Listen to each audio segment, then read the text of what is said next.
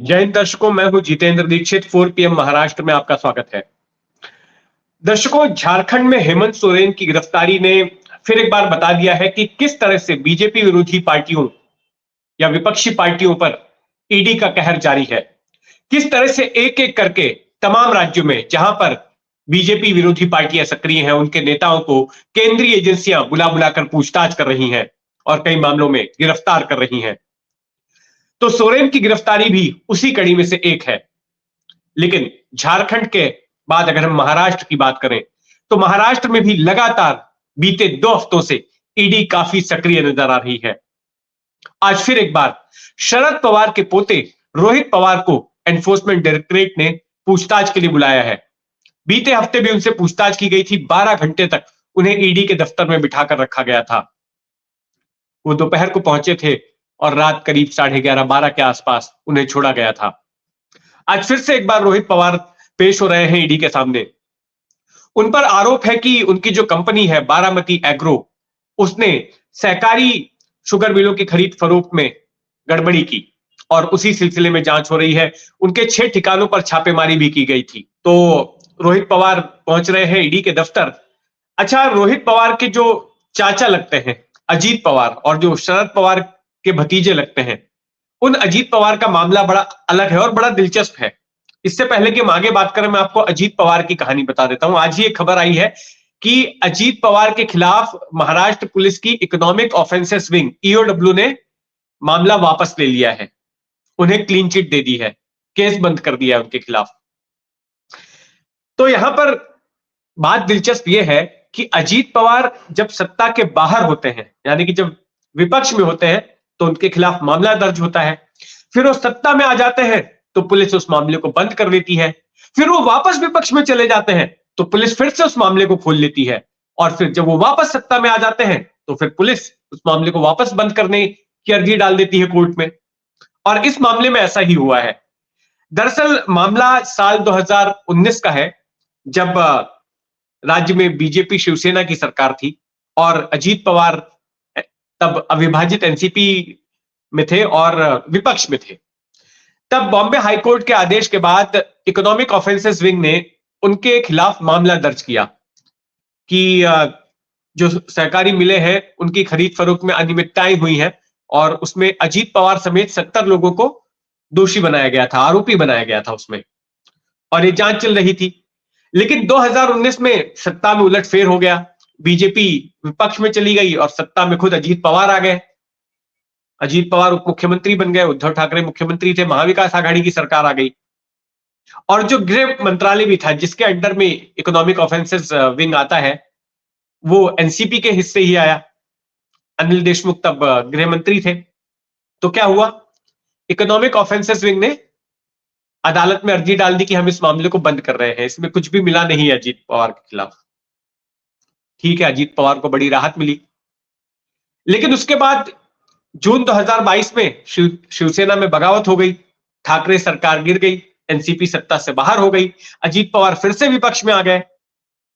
तो फिर ठीक 2 साल के बाद फिर से इकोनॉमिक ऑफेंसेस विंग ने अदालत को कहा कि नहीं, हम अजीत पवार की फाइल फिर खोलना चाहते हैं, फिर से उसमें जांच करेंगे, हमें उसमें गड़बड़ी नजर आ रही है।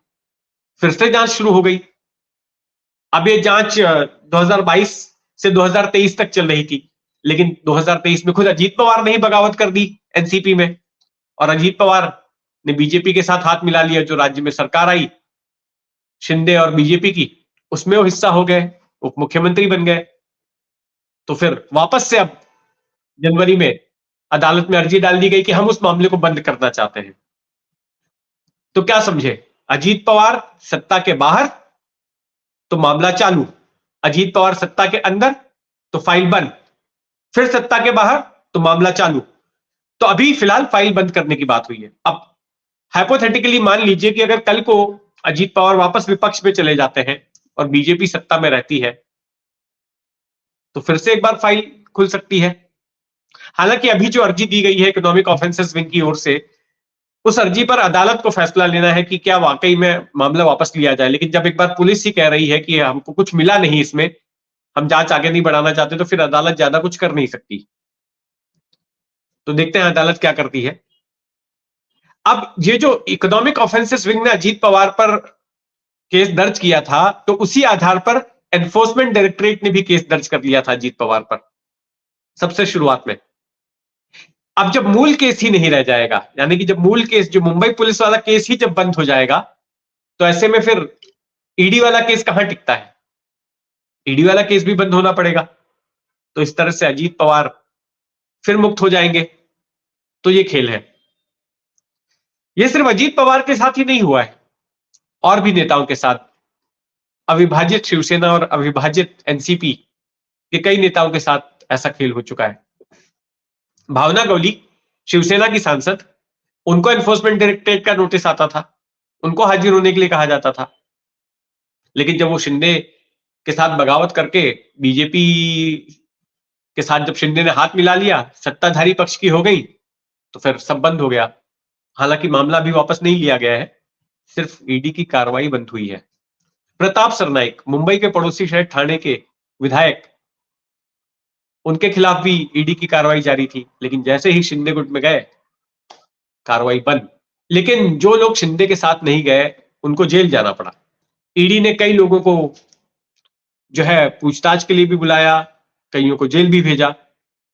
संजय राउत इसकी एक मिसाल है। नवाब मलिक इसकी मिसाल है। अभी हाल ही में उनकी जमानत बढ़ाई गई, जमानत पर बाहर चल रहे हैं, और उनके बारे में भी ये कहा जा रहा है कि अब वे भी सत्ताधारी गुट यानी कि अजीत पवार के साथ शामिल हो जाएंगे। उनके बारे में हालांकि औपचारिक तौर पर अभी तक ये नहीं बताया गया है कि वो शरद पवार के साथ में होंगे, अजीत पवार के साथ। लेकिन जब बीते दिसंबर को शीतकालीन सत्र चल रहा था, तब नवाब मलिक अजीत पवार गुट के साथ आके बैठे थे। तो अगर वो अजीत पवार गुट के साथ आके बैठ जाते हैं, तो फिर हो सकता है कि ईडी उन पर भी रहम खा लेगी और फिर वे भी मुक्त हो जाएंगे। तो यही चर्चा चल रही है सियासी गलियारों में। इस वक्त जो महाराष्ट्र में ईडी की सक्रियता चल रही है, उसमें कई नेता निशाने पर हैं। सूरज चौहान जो आदित्य ठाकरे के करीबी थे, युवा सेना के नेता, उनको गिरफ्तार किया गया है। रविंद्र वायकर जो उद्धव ठाकरे के करीबी हैं, उनको बुलाया गया पूछताछ के लिए, उनसे पूछताछ हुई। 8-9 घंटे उनको भी बुलाकर रखा गया। किशोरी पेडनेकर जो मुंबई की मेयर रह चुकी हैं, उनसे ईडी पूछताछ कर रही है। तो लगातार ईडी की दबिश महाराष्ट्र में जारी है, लेकिन बार बार ईडी ये जता भी देती है कि जो भी सत्ताधारी पक्ष से जुड़ जाएगा, उसके खिलाफ कार्रवाई नरम पड़ जाएगी, या फिर कहें कि एक तरह से बंद पड़ जाएगी। अजीत पवार इसकी सबसे बड़ी मिसाल है। मैंने आपको अभी कहानी सुनाई। तो खैर, जो भी होता है महाराष्ट्र की राजनीति में, उस पर हमारी नजर बनी रहेगी। आप भी अपनी नजर बनाए रखें 4 PM महाराष्ट्र पर। और अगर आपने अब तक इस चैनल को सब्सक्राइब नहीं किया है, तो सब्सक्राइब कर लें। जय हिंद।